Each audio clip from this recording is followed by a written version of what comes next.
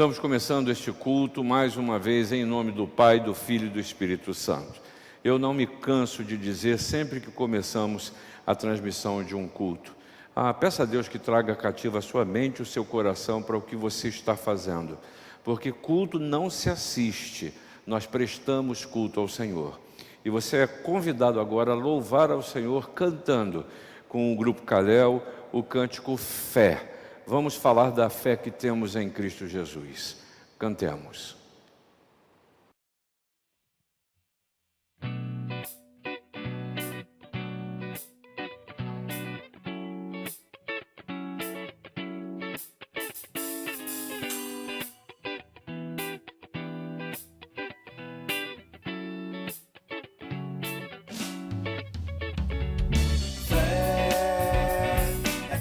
Pra enxergar quando quase ninguém vê, ser usado pra nada mesmo onde não dá pé, é andar na contramão, saltar na escuridão, isso é fé. Fé é remar contra a maré, caminhar sem escorar, a esperança ao partir, a certeza de voltar, é sair da embarcação e andar sobre o mar, enfrentar o temporal, crer que tudo vai passar, vai passar. Fé é um dom que vem de Deus, é o fundamento do que não tem explicação, é o escudo de quem crê. Fé não se explica com a razão, se explica com a razão.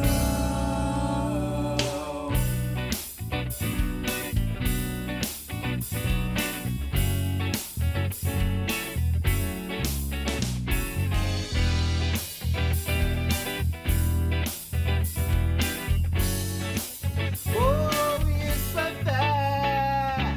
Fé é ter olhos pra enxergar quando quase ninguém vê, ser ousado pra nada mesmo onde não dá pé, é andar na contramão, saltar na escuridão, isso é fé.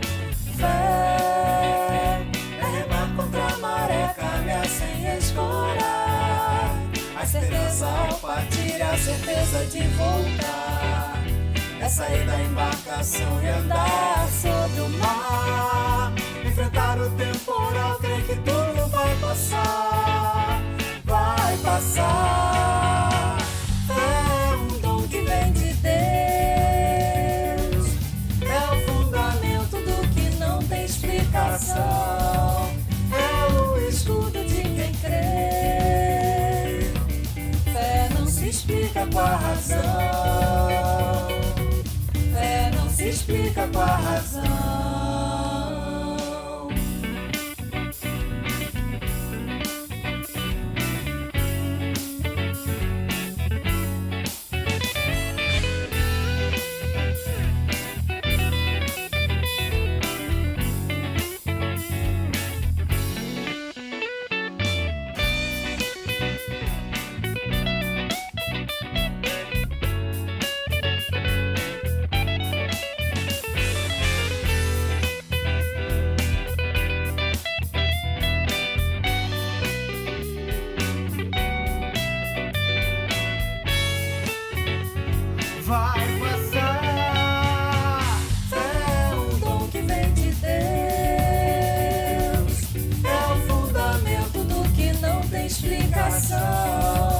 É o escudo de quem crê.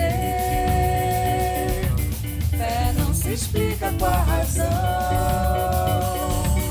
fé não se explica com a razão.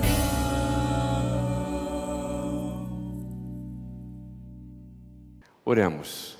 Senhor, na Tua presença estamos, mas ajuda-nos a percebê-lo não só nessa hora, mas por onde quer que a gente vá, onde quer que nós estejamos. Porque, Senhor, não há prazer maior do que estar na Tua presença.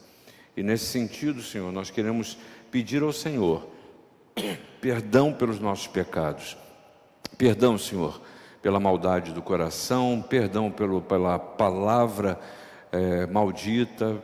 Perdão, Senhor, porque muitas vezes, ao invés de agirmos como acabamos de cantar, nós agimos sem a fé necessária para crer que o Senhor está no controle, para crer que o Senhor continua a nos dirigir.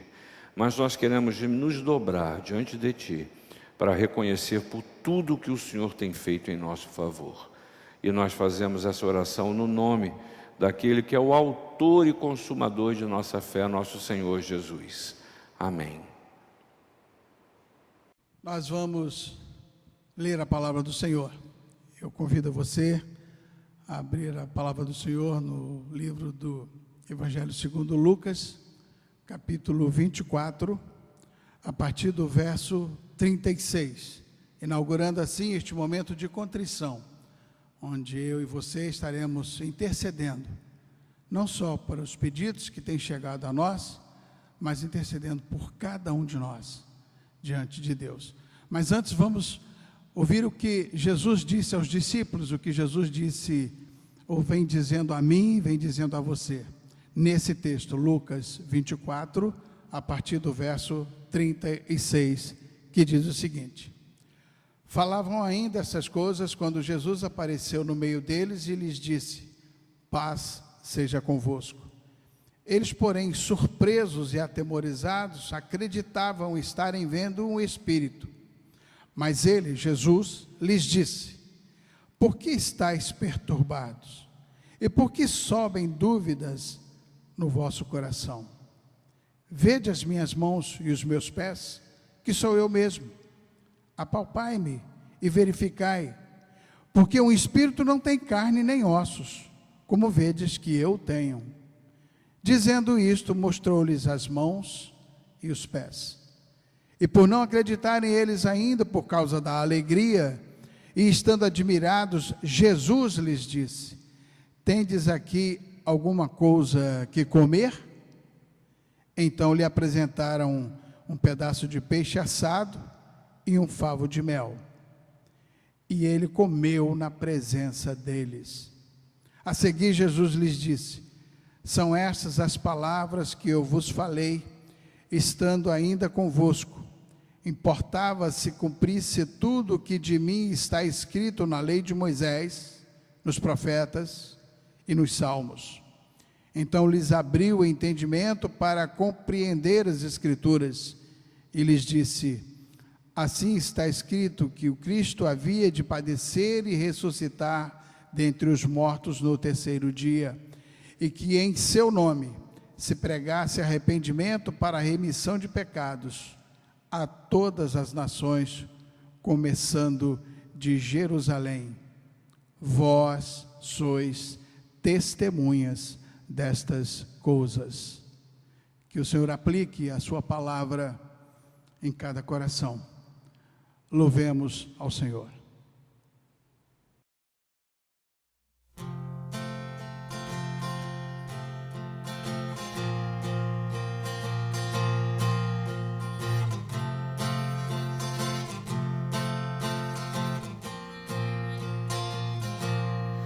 E a gente aprende a confiar em um Deus que faz milagres, que ouve a nossa oração, que se faz presente aqui. Um dia a gente aprende a dar um passo só de cada vez, mas sem duvidar,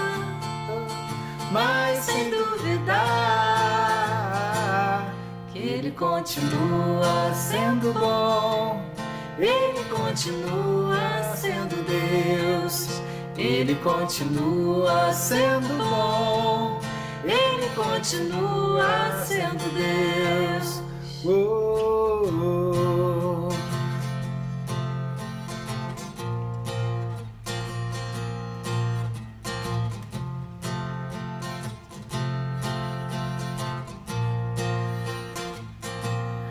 Então chega o dia de viver tudo que se aprendeu e a enxergar até o que não se pode ver.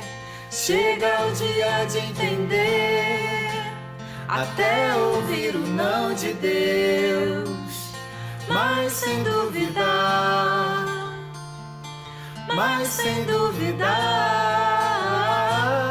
Ele continua sendo bom, Ele continua sendo Deus, Ele continua sendo bom, Ele continua sendo Deus, Ele continua sendo bom, Ele continua sendo Deus, Ele continua sendo bom, Ele continua sendo Deus.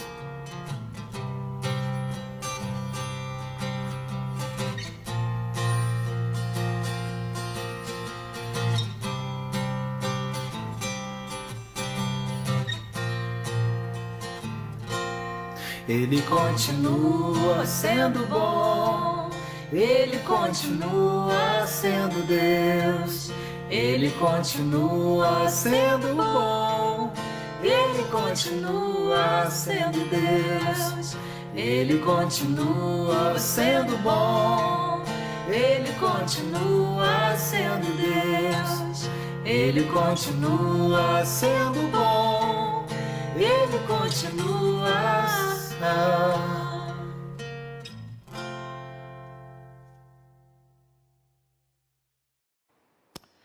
Lida a palavra do Senhor através do presbítero Ezequias, nós nos preparamos para o tempo da oração, tempo da intercessão, da gratidão ao Senhor, tempo de reconhecermos todo o seu bem em nosso favor, apesar de nós. Tempo de, como nós costumamos dizer, nos alegrarmos com aqueles que se alegram, mas também de chorar com aqueles que choram. O pastor Ziel Machado, pastor metodista ali na cidade de São Paulo, ele costuma dizer o seguinte: de certa maneira, adorar a Deus tem a ver com habitarmos a dor do outro. É isso que fazemos como igreja. Nós habitamos as dores, mas também habitamos as alegrias uns dos outros. Nessa semana última que passou, nosso irmão Carlos Pelegrino perdeu a sua mãe. Ela está com o Senhor, a dona Vanúzia. Vamos orar pelo Carlos, pela Gisela, por toda a sua família, Ana Carla, Ana Paula, gente querida, próxima de nós, que nesta hora chora a saudade. Vamos orar, pedir que a bênção e o consolo do Senhor esteja sobre eles. Mas vamos orar também agradecendo a Deus pelo bem que Ele tem feito chegar a cada um de nós. A todo momento nos chegam boas notícias de gente que está se vacinando, recebendo a primeira dose, recebendo a segunda dose também. Isso é motivo de alegria, motivo de gratidão, motivo de louvor a Deus por respostas que Ele tem nos dado neste tempo. Então feche os seus olhos nesta hora. Vamos orar por alguns instantes de forma silenciosa. Depois eu vou orar por mim e vou orar por você também. Feche seus olhos, vamos orar.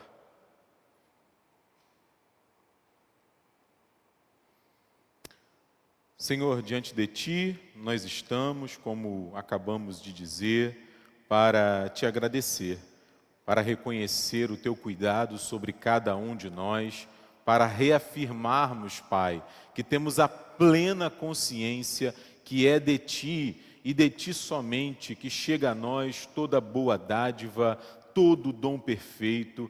As respostas, Senhor, segundo a Tua boa vontade, as nossas orações, as portas que se abrem, as portas que se fecham, porque Tu, Pai, sabes o que é melhor para cada um de nós. E em Teu infinito amor, continuas a conduzir a nossa própria história.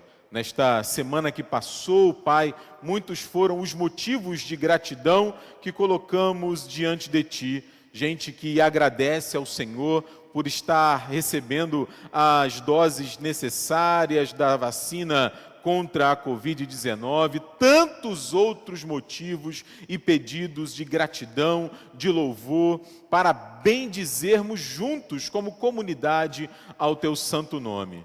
Contudo, também, Pai, temos chorado com aqueles que choram. Temos chorado com a família do nosso irmão Carlos, que perdeu a sua mãe Vanúzia. Que o teu amor, o teu cuidado, que o teu Espírito, Pai, consolador, esteja junto desta família, não apenas deles, Pai, mas em tanta gente, Senhor, que neste tempo estranho que temos vivido tem chorado a saudade dos seus. Consola os corações, Pai, conforta os corações, que o teu Santo Espírito continue nos acalentando, cuidando de cada um de nós. Por tudo isso, nós te bendizemos, nós te agradecemos, no nome do teu Filho Jesus Cristo. Amém, Senhor. Muito bem, irmãos. Alguns instantes atrás, nós estávamos aqui orando e intercedendo ao Senhor por tantas vidas e por nós mesmos. E agora, agraciados por Deus, pela vida, pelo provimento, nós estamos neste momento de consagração, consagrando a nossa vida, o nosso coração e os recursos que o Senhor tem nos dado para a glorificação do nome tão somente do Senhor.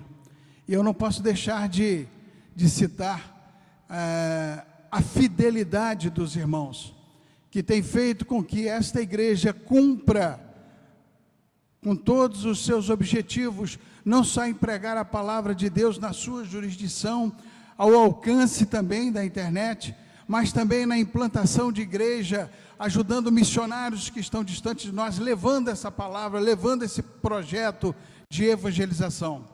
E além daqueles membros da nossa igreja que têm participado desse projeto, nós convidamos você também a se engajar nesse projeto, a se enfileirar conosco na Igreja Presbiteriana de Botafogo, trazendo o seu dízimo, a sua oferta, a sua contribuição. Os dados bancários da nossa igreja estarão expostos aí na tela, agência, CNPJ, o PIS, para que você participe, para que você seja também um discípulo evangelizador com a Igreja Presbiteriana de Botafogo. Participe você também. Que Deus o abençoe. Louvemos ao Senhor.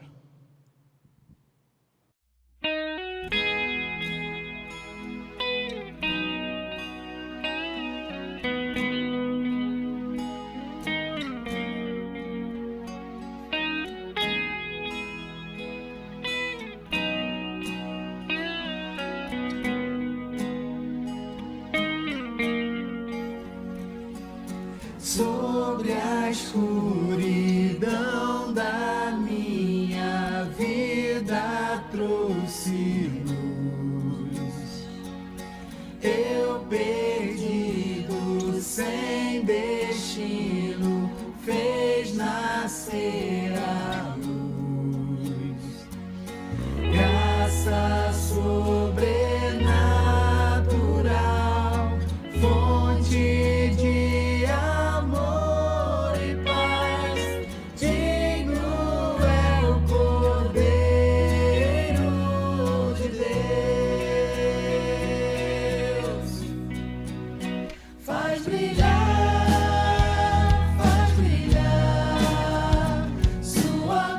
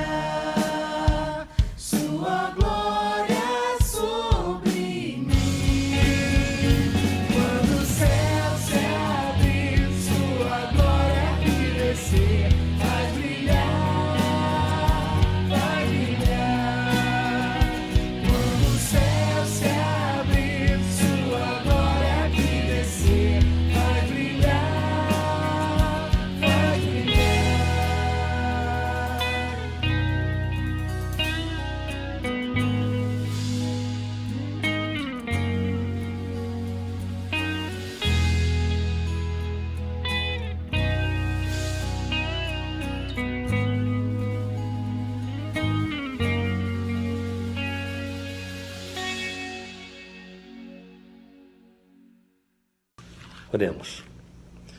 Senhor nosso Deus, nosso Pai, nós te louvamos e bendizemos pela tua graça, pela tua misericórdia e porque o Senhor é bom, Senhor.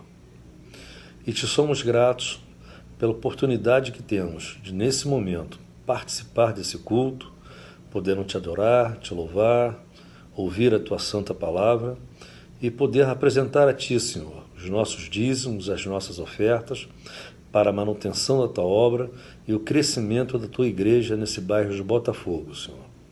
Fica conosco, hoje e sempre, é o que te pedimos desde já, agradecidos, no santo nome do nosso Senhor e Salvador Jesus Cristo. Amém e amém, Senhor. Nos preparando para o tempo da palavra do Senhor agora, que vamos compartilhá-la, mas antes disso eu queria trazer para você, que é membro da igreja de Botafogo, uma informação. Neste domingo sai no boletim da igreja a convocação da Assembleia para o dia 6 de maio, nós podermos votar a concessão da emerência ao presbítero Ezequias Costa Salles e ao diácono Fábio Brochado Severino da Silva, como diácono. E esta é uma oportunidade que a Constituição da Igreja Presbiteriana do Brasil concede àqueles que já serviram por mais de 25 anos nos ofícios da igreja. Assim, o Conselho traz como proposta à igreja a concessão desse título. Então, nossa Assembleia vai se dar no domingo, dia 6 de maio, e nós vamos fazer como sempre fazemos, no período das 9h30 até o 12h30. O Conselho da Igreja, para facilitar a sua participação, providenciou um aplicativo para que você também possa, com as facilidades tecnológicas, participar da Assembleia. Não deixe de votar. Irmão, vamos abrir a palavra do Senhor na carta de Paulo aos Efésios, no capítulo de número 4. Eu vou ler os versículos de 17 a 24.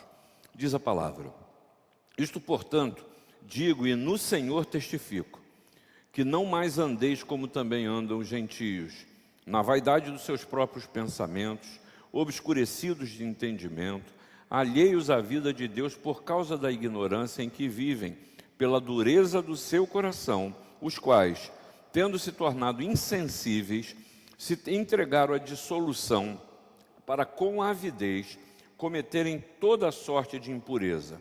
Mas não foi assim que aprendestes a Cristo, se é que de fato o tendes ouvido e neles fostes instruídos, segundo é a verdade em Jesus, no sentido de que, quanto ao trato passado, vos despojeis do velho homem, que se corrompe segundo as concupiscências do engano, e vos renoveis no espírito do vosso entendimento, e vos revistais do novo homem, criado segundo Deus, em justiça e retidão, procedentes da verdade. Texto abençoador, mas extremamente difícil no que tange à aplicação. E o Senhor coloca essa palavra nesse tempo, porque eu creio que é uma oportunidade que temos, nesse momento da história, de meditar sobre a vida com Deus, meditar a prática daquilo que a gente crê, porque hoje é um tempo de muitas teses, de muitas teorias, hoje é um tempo em que as pessoas têm muitos ideais, todo mundo acha muita coisa, todos têm a sua verdade é expressa numa frase, numa mídia social, mas quando a gente vai olhar para a prática e para a vida, muitas vezes aquilo que a gente afirma não se traduz na realidade em que a gente vive propriamente dito. E esse é sempre um desafio. Veja só, essa epístola aos Efésios, Paulo nos chama a atenção para a consciência da riqueza que a gente possui em Cristo, naqueles que têm a Cristo como seu Senhor e Salvador, e para motivar-nos também a recorrer a esse recurso, porque uma coisa é você possuir essa riqueza que Jesus nos oferece, mas outra coisa é você se valer desses recursos para a sua própria vida, para a vida diária. Veja só, Paulo aqui, ao escrever aos Efésios, ele está preso em Roma, ali nos anos em torno de 60 a 63 depois de Cristo. E essa carta a gente pode dividir ela em duas partes. Na primeira, dos capítulos de 1 a 3, O que Paulo faz é nos mostrar, falar e dizer como Deus é bom, como Deus se move em nossa direção através de Cristo.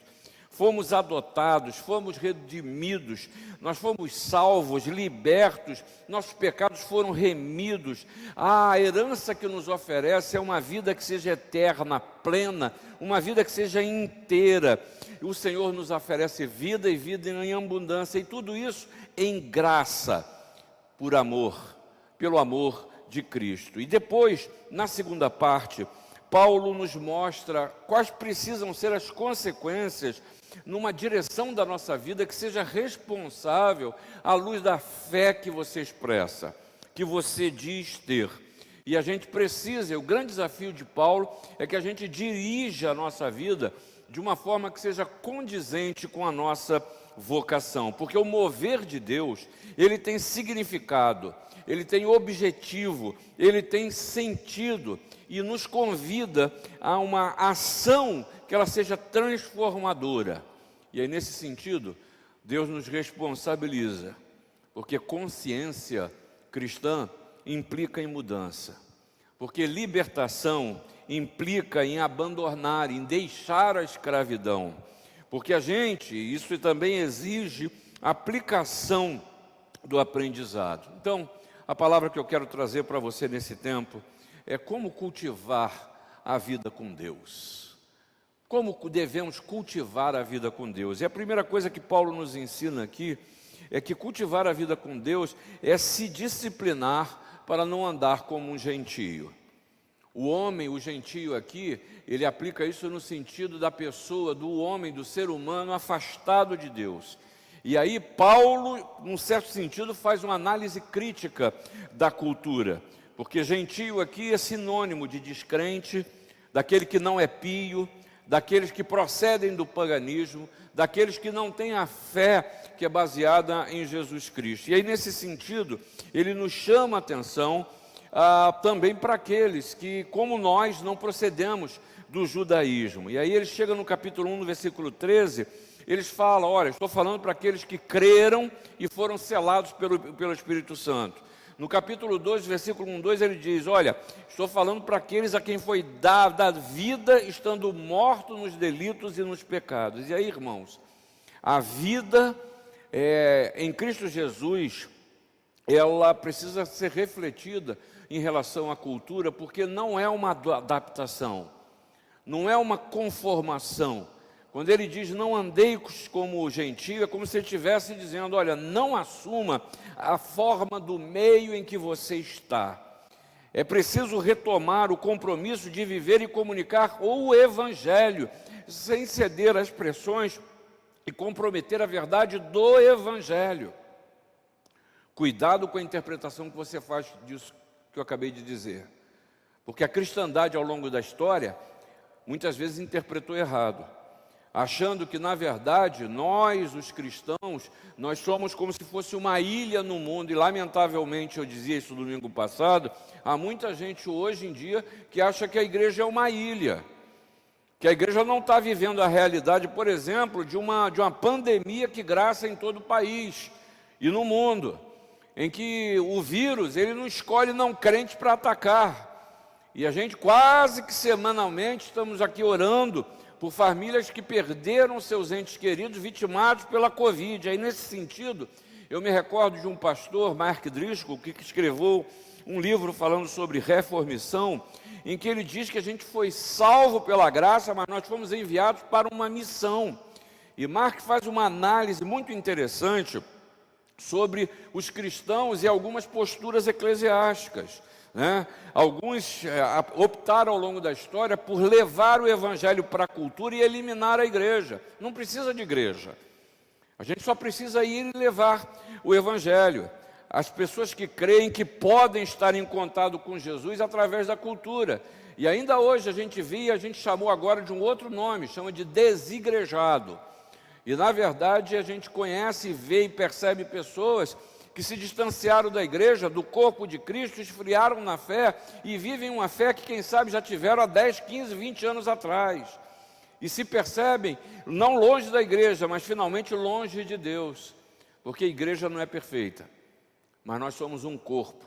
E esse corpo, ele ministra e se discipula ao lidarmos um com outros. E no desenvolvimento da vida cristã, 3 elementos precisam nortear a nossa missão. A vida cristã, a ação cristã, é o evangelho, a cultura e a igreja. E você não pode eliminar uma em detrimento da outra. O segundo caso que Mark Driscoll diz é que alguns estão tão preocupados em ser culturalmente relevantes que fazem pior, negligenciam o evangelho. Convertem as pessoas a igrejas e às boas obras, mas não a Jesus. E isso conduz a uma prática que ela é liberal, não no sentido aplicado à moral, mas no sentido de que se vê o evangelho apenas como um veículo de inserção social e político na cultura. Finalmente, Mark Driscoll diz ainda que alguns querem purificar a igreja. Por isso, creio que nós devemos nos preocupar com a igreja e o evangelho e eliminar a cultura. A gente ama o Senhor, a gente ama os irmãozinhos e odeia os vizinhos. E aí jogamos o mundo todo nas mãos de Satanás. Equívoco. Porque é preciso a gente retomar o compromisso de viver e comunicar o evangelho aonde a gente está. Aonde a gente está. Parece que Paulo faz questão de destacar a diferença que há entre um cristão e um gentio. Não é a forma, não é o meio, não é a política que se adota, não é o projeto social, é a presença de Jesus, é a intensidade da relação com Jesus. E aí, eu e você temos que pensar, não é nos outros não, na gente mesmo, porque Paulo está falando é para a gente. O que é viver como gentio? É viver a vaidade, por exemplo, dos seus próprios pensamentos. É viver um evangelho que é a luz da sua maneira de você enxergar o mundo. E por isso algumas coisas você maximiza e outras você relativiza. Ou seja, eu não me submeto ao evangelho, eu uso o evangelho para os meus propósitos. Viver como um gentio é manter um entendimento quanto à vida que é obscurecido, que divide as pessoas entre bem e mal, que julga alguns, que, demoniza determinadas realidades, porque eu não gosto, porque eu não concordo. Viver como gentio é viver alheio a Deus, seja por ignorância ou por dureza de coração. Mas o pior deles, sem sombra de dúvida, é a insensibilidade às coisas de Deus, que levam à dissolução e à impureza. E, lamentavelmente, nós temos muitas pessoas hoje que não percebem que a sua vida cristã, ela é nula, porque tem o entendimento do que é Jesus, mas não conseguem viver isso na palavra do Senhor. Por isso, falando a Timóteo, Paulo destacou dizendo, ora, é para esse fim que labutamos e nos esforçamos sobremodo, porquanto temos posto a nossa esperança no Deus vivo, Salvador de todos os homens, especialmente dos fiéis. E aí, irmãos, Paulo nos conduz dizendo e nos mostrando o perigo da gente viver as velhas coisas. Viver, quem sabe, de um conhecer de Deus que foram há anos passados, mas não são renovados pelo uma constante sentir a presença de Deus onde quer que a gente vá, ou seja, cultivar a vida com Deus. E aí, eu quero lembrar para você que aos Efésios, o livro de Apocalipse dedicou uma carta também. E ali a gente vê a avaliação da igreja de Éfeso, dizendo que era uma igreja trabalhadora, uma igreja perseverante, que se levantava contra a maldade, que se levantava contra a mentira na igreja, que suportava as lutas, que a ortodoxia da igreja de Éfeso não a livrou da necessidade de analisar as suas intenções, as suas motivações e até a sua dedicação a Deus. E ali a gente tem a cláusula de acusação contra aquela igreja dizendo, tenho porém contra ti, que abandonaste o primeiro amor.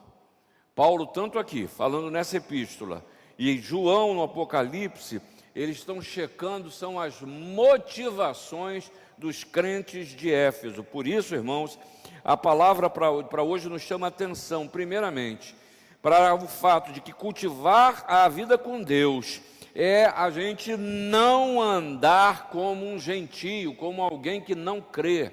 Há uma distinção, e essa distinção não é de opinião, é de forma de atender o que a palavra de Deus nos chama a atenção. Segunda coisa que Paulo nos mostra, falando aos Éfesos aqui, que cultivar a vida com Deus é se disciplinar para viver em antítese ao pecado.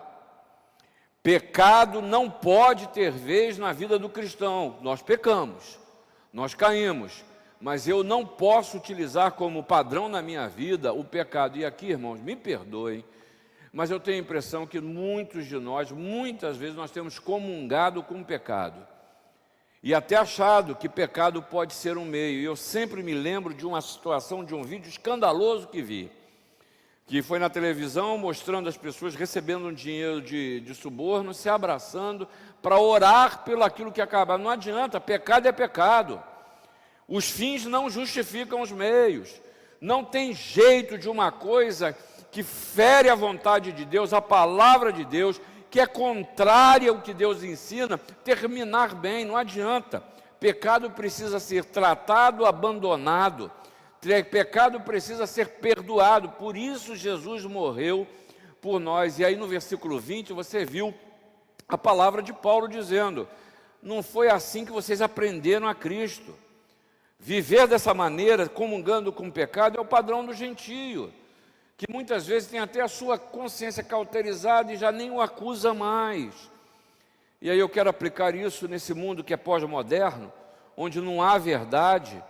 Paulo está nos mostrando, e é categórico, que o ensino de Cristo ele é definidor, é aprender Cristo, é receber Cristo no seu coração. E nesse sentido, Jesus trata de nós num processo de ensino-aprendizado maravilhoso. Veja o que diz aqui, olha, vocês ouviram? Não. A pergunta de Paulo é o seguinte: vocês têm ouvido? Para onde seus ouvidos estão voltados? Para tudo que é de mal? Para a cultura pura e simples? Para os homens? Para os gritos? A palavra de Deus nos convida, e Calvino lembra muito bem disso ao dizer que a doutrina de Cristo, porém, nos ensina a renunciar essas disposições que nos são naturais. Porque aquele cuja vida não faz diferença alguma da vida dos incrédulos, na verdade, não aprendeu de Cristo. Pois o conhecimento de Cristo não pode ser dissociado da mortificação da carne, é alguma coisa que é interior. Não é para você ouvir isso que eu estou falando e olhar para o seu lado, para os seus semelhantes e tentar falar: ó, está vendo? Fulano não está de conformidade, está agindo como gentio. Não, é para a gente olhar para dentro. E para ser instruído por Cristo é preciso ter um espírito ensinável. Ensinável. Porque o conhecimento que Jesus traz é em amor.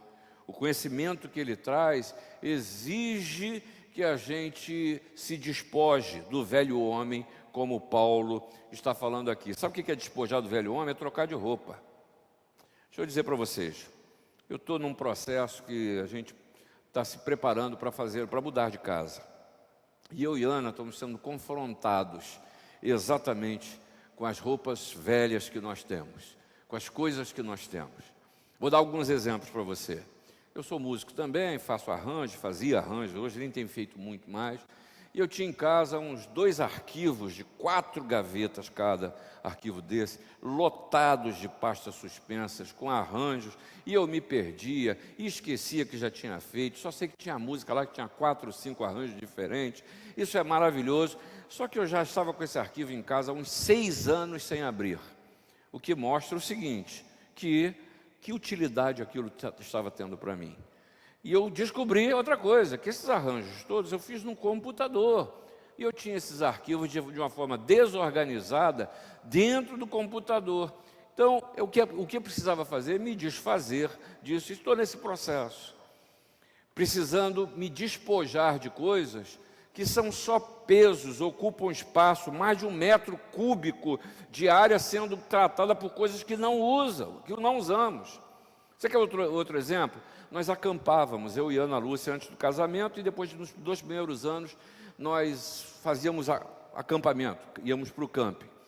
E lá dentro do armário nosso tinha um bujãozinho de gás que usávamos no acampamento. E esse bujãozinho está guardado dentro do armário nosso. Eu tenho 34 anos de casado. Há 32 anos, sem sequer ter sido tocado. Para que eu tenho um bujãozinho de gás dentro de casa? Por que eu estou falando isso? Porque a gente precisa jogar coisas fora. Existe uma corrente de pensamento hoje em dia que se fala do minimalismo, que a gente precisa viver com menos, e muita gente está carregada de tantas coisas, e há maneiras de tratar o passado. Uma das maneiras é tratar o que não foi resolvido, porque as coisas que se não são resolvidas, elas permanecem e elas voltam quase como se fossem fantasmas. Há pessoas hoje em que vivem, me perdoe a má expressão, a dureza da palavra, como porcos lavados, que você limpa, mas voltam para chafurdar de novo. A gente que vive sofrimentos e amarguras não resolvidos, por quê?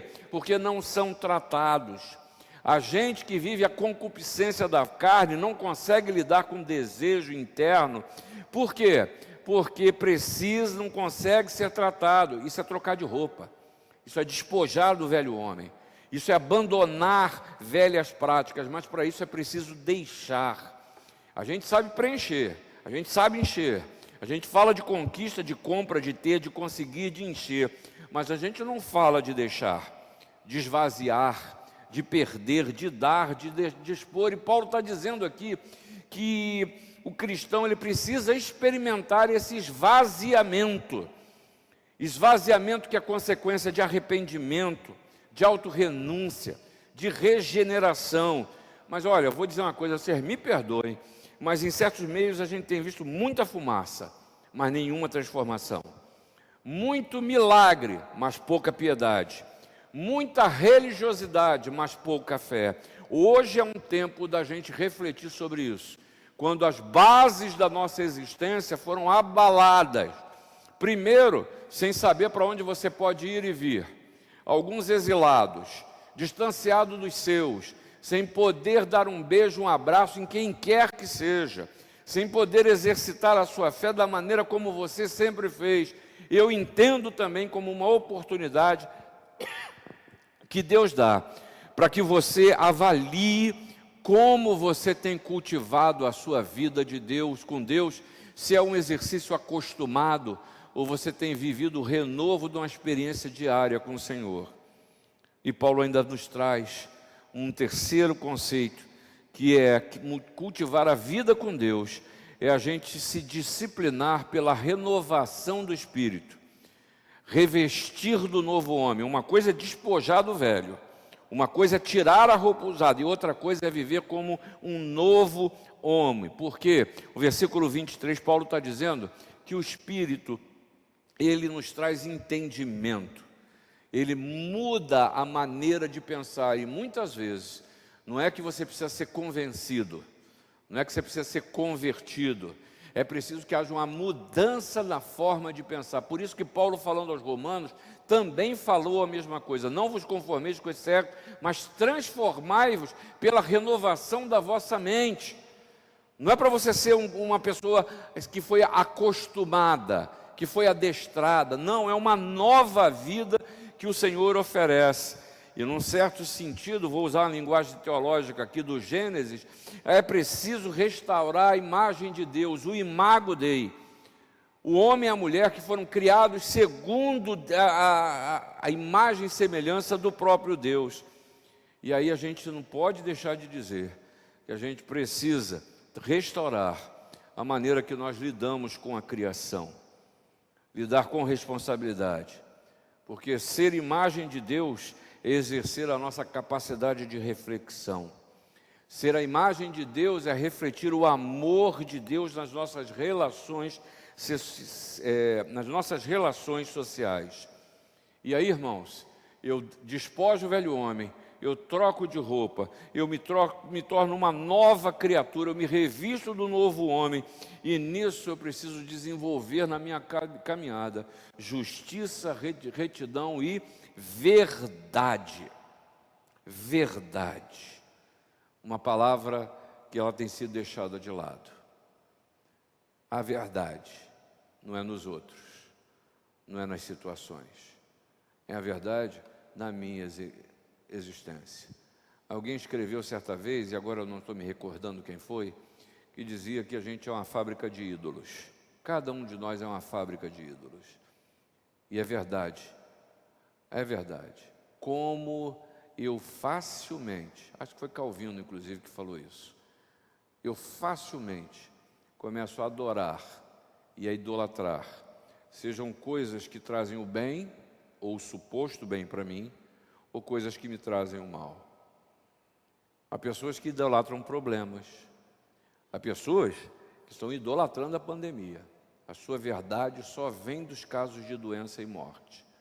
Há pessoas que estão contaminadas de um jeito de coisas negativas que são incapazes de ver o nascer do novo dia.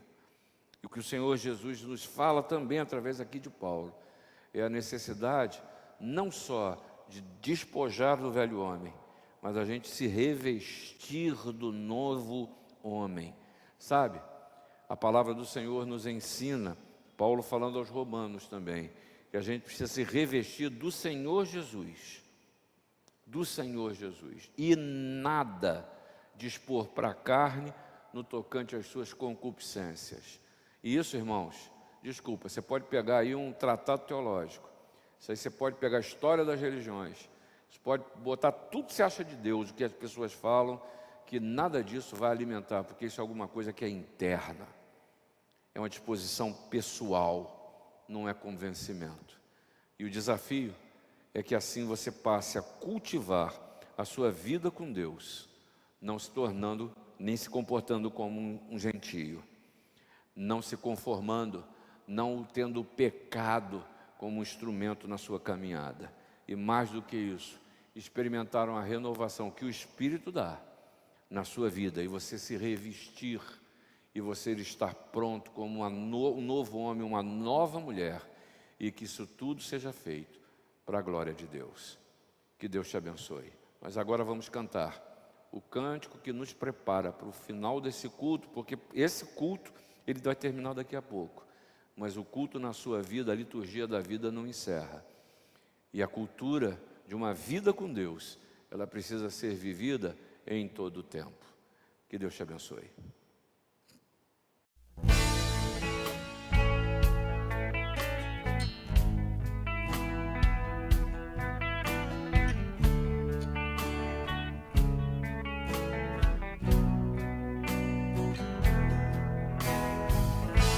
Se atentamente eu ouvir a tua voz e obedecer, seguir os teus passos e jamais me desviar.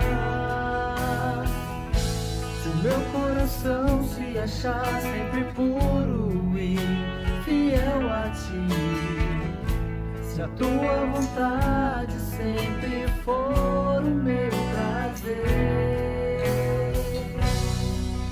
o deserto então será manancial, sem medidas fluirão as tuas bênçãos sobre mim, mas que abundantes serão, e eu viverei tudo que tens pra mim. Na tua mesa sempre eu comerei, me fartarei do melhor de tuas mãos, se a tua voz ouvir e obedecer.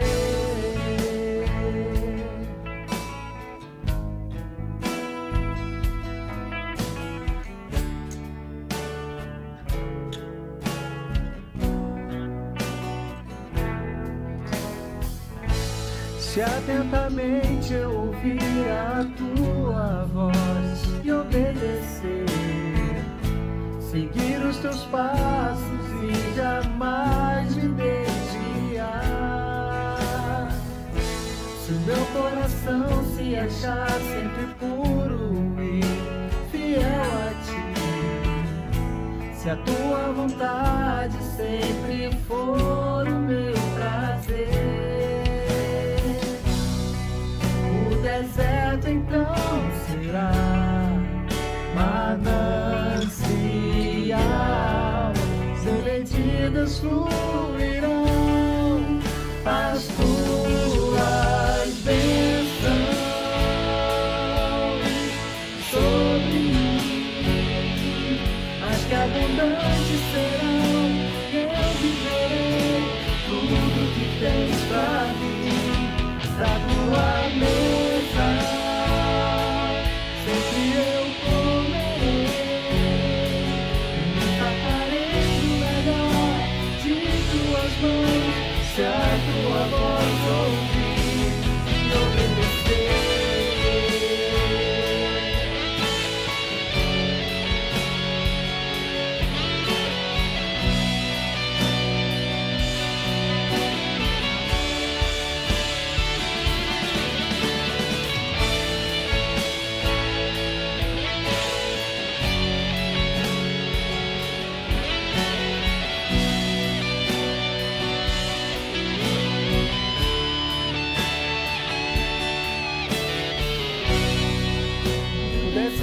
Então será manancial, sem medidas fluirão as tuas bênçãos sobre mim, mas que abundantes serão, eu viverei tudo que tens pra mim, da tua mesa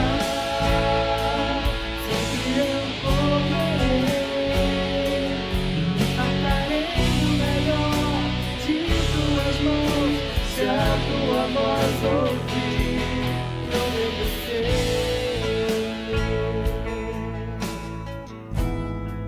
Eu vou te obedecer, custe o que custar.